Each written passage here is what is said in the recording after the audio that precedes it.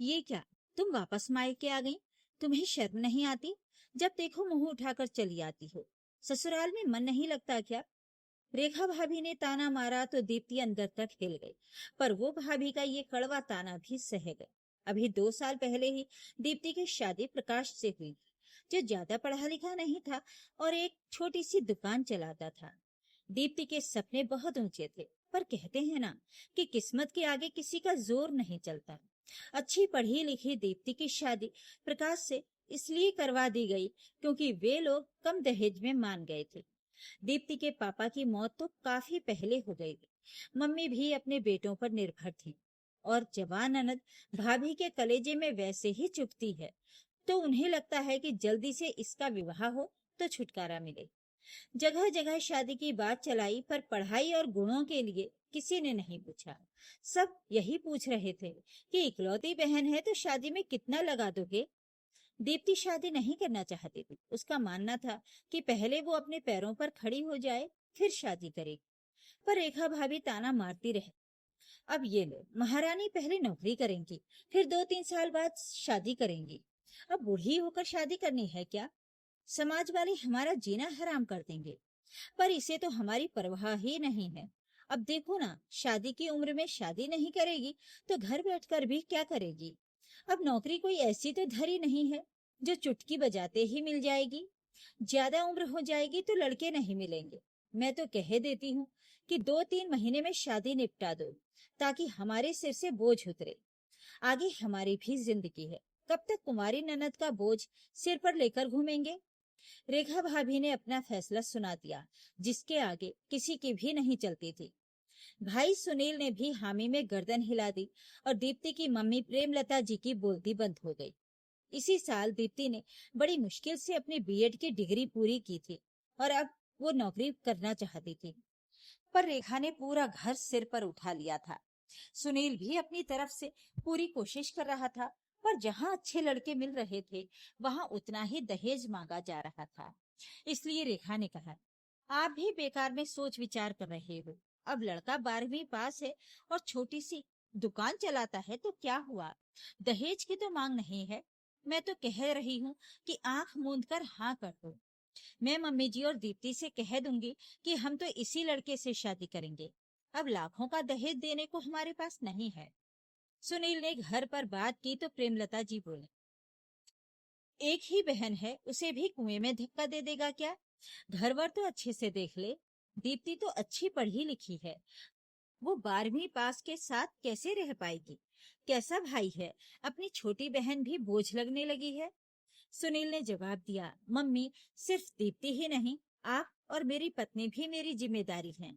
मेरे बच्चे भी तो हैं और मुझे उनका भविष्य भी देखना है। सारा रुपया पैसा बहन के ब्याह में लगा दूंगा तो मेरे बच्चों के भविष्य का क्या होगा? फिर मैं भी बहुत ज्यादा तो कमाता नहीं हूँ। मुझे तो ये रिश्ता ठीक लग रहा है, क्योंकि लड़के वालों की कोई मांग भी नहीं है। इसलिए तो मैं हाँ कहने जा रहा हूँ। ये सारी बातें दीप्ति ने सुन ली। उसने भाई से कहा, भैया, आप मेरे जीवन का फैसला करने जा रहे हो और मुझसे एक बार भी पूछा नहीं कि मेरी इच्छा और मेरी मर्जी क्या है। आपको भी मेरे नौकरी करने से दिक्कत है? मुझे मेरी जिंदगी के 2 साल दे दो। मेरे पास बीएड की डिग्री है, फिर मैं कमाऊंगी तो आपका बोझ भी हल्का हो जाएगा। सुनील ने झिड़कते हुए कहा, बस अब चुप कर। मैंने और रेखा ने फैसला कर लिया है, तेरी शादी उसी लड़के से होगी और अब तुझे जो भी करना है अपने घर जाकर करना। अब हमारे सिर से तो बोझ उतरे। दीप्ति ने सवाल किया, भैया, आप मुझे बार बार बोझ कहकर बुला रहे हो। कल को आपकी बेटी भी बड़ी होगी तो वो भी बोझ होगी। उसकी शादी भी जल्दी ही बिना उसकी मर्जी के कर दोगे क्या? दीप्ति के इस सवाल पर सुनील और रेखा चुप हो गए, पर भाई और भाभी के भारी दबाव के कारण दीप्ति ने शादी के लिए हाँ कर ली। अपने सपनों को टूटता देखकर वो बहुत रोई। प्रेमलता जी ने उसे संभाला और उसकी शादी प्रकाश से हो गई। दीप्ति शादी होकर ससुराल आई तो देखा कि यहाँ का माहौल एकदम ही अलग था। घर परिवार में पढ़ाई लिखाई से किसी का कोई लेना देना नहीं था। सासू माँ जानकी जी ने यही बोला, लड़की को पढ़ाकर क्या करना है, उसे तो चूल्हा चौका ही संभालना है। अब अपनी पढ़ाई को चूल्हे में झोंक दे और रसोई संभाल ले। हमें तो पढ़ी लिखी बहू नहीं चाहिए थी। ये तो तू हमारे बेटे को पसंद आ गई, इसलिए हामी भर ली, वरना लड़कियों की कोई कमी नहीं थी। ये सुनकर दीप्ति मन महसूस कर रह गई। उसे लग रहा था कि उसके भैया भाभी ने उसकी पढ़ाई की कीमत नहीं समझी तो क्या हुआ, उसके ससुराल वाले जरूर समझेंगे, क्योंकि उन्होंने कम दहेज लिया था। तो वो यही अंदाजा लगा रही थी कि वे लोग खुले विचारों के होंगे और किसी वजह से प्रकाश पढ़ाई पूरी नहीं कर पाए होंगे। ससुराल की आर्थिक स्थिति ज्यादा अच्छी नहीं थी। ससुर जी लकवाग्रस्त थे और बिस्तर पर ही रहते थे। सास घर देखती थी और दो छोटी ननदें थीं जो स्कूल में पढ़ रही थी। प्रकाश ही एकमात्र कमाने वाला था और घर उसी से चल रहा था। दीप्ति ने तसल्ली से घर की हालत का मुआयना किया। उसकी सास बोलने में तेज थी, पर जब कोई प्यार से समझाए तो समझ जाती थी। वही प्रकाश भी कम बोलते थे और उन्हें सुबह से लेकर रात तक दुकान संभालनी होती थी, जिससे उन्हें घूमने फिरने का भी समय नहीं मिल पाता था।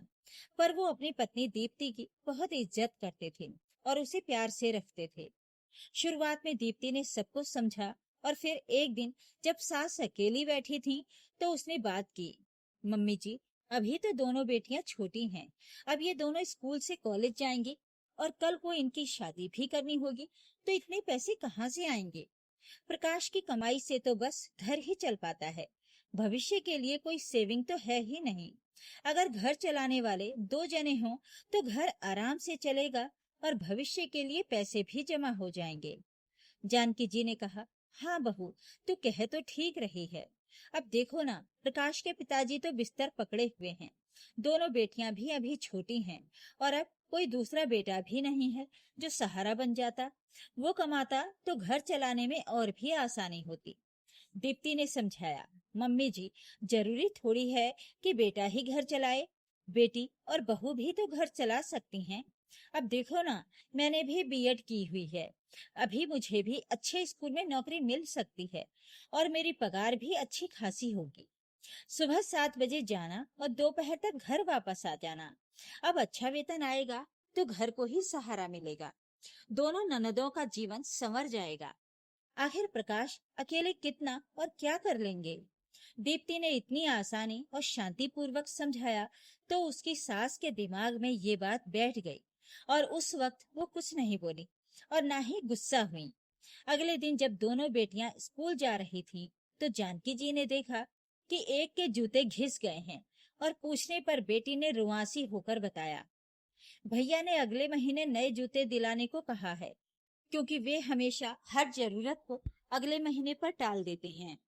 ये सुनकर जानकी जी गंभीर हो गईं और दीप्ति के प्रस्ताव पर सोचने लगीं कि अगर दीप्ति खुद नौकरी करना चाहती है तो बुराई क्या है, वो घर पहले की तरह संभाल ही लेंगी और अभी तो उनका बुढ़ापा और दोनों बेटियों का भविष्य भी सामने है।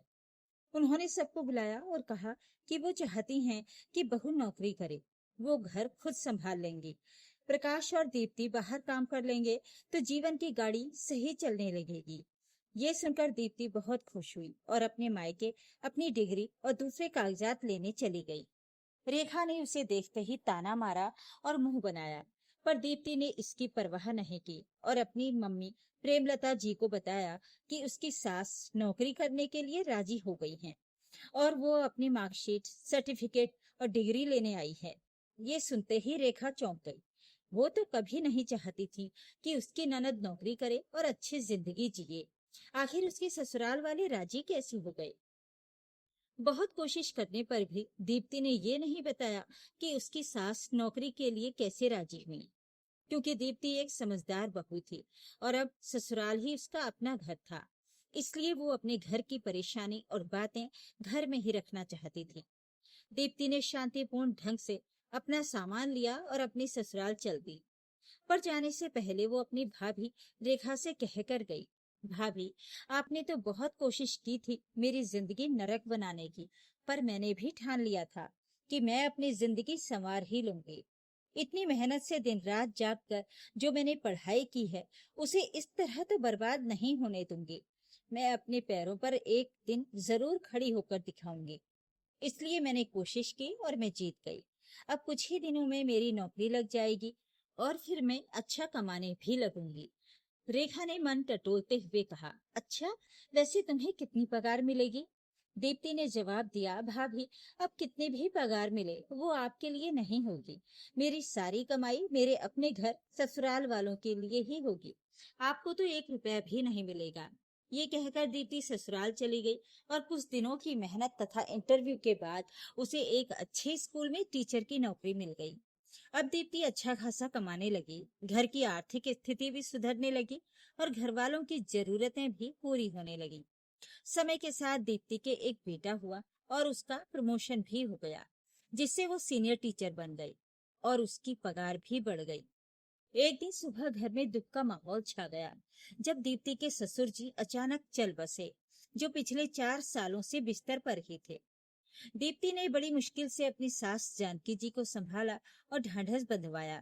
धीरे धीरे समय बीता और दीप्ति अब सीनियर टीचर से स्कूल की प्रिंसिपल बन गई थी। कुछ सालों बाद दोनों ननदें भी बड़ी हो गईं और उन्होंने कॉलेज की पढ़ाई पूरी कर ली।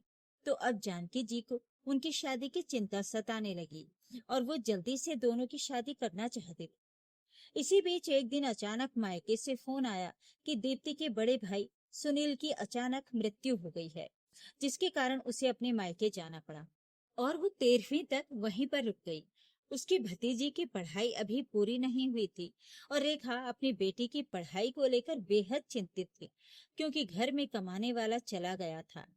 दीप्ति ने सांत्वना देते हुए कहा, भाभी, आप बिटिया की पढ़ाई की चिंता मत करना, उसका सारा खर्चा मैं उठाऊंगी और वो इंजीनियर बनना चाहती है तो उसे अच्छे से अच्छे संस्थान में मैं पढ़ाऊंगी। ये सुनते ही रेखा शर्म से जमीन में गड़ गई और रोते हुए बोली, दीप्ति, मुझे माफ कर दो, मैंने तुझे बोझ समझा, तेरी शादी जबरदस्ती करवा दी और आज तू मेरी बेटी के लिए इतना सोच रही है। दीप्ति ने कहा, भाभी, जो हुआ उसे भूल जाओ, अब हमें अपनी बेटी का जीवन संवारना है।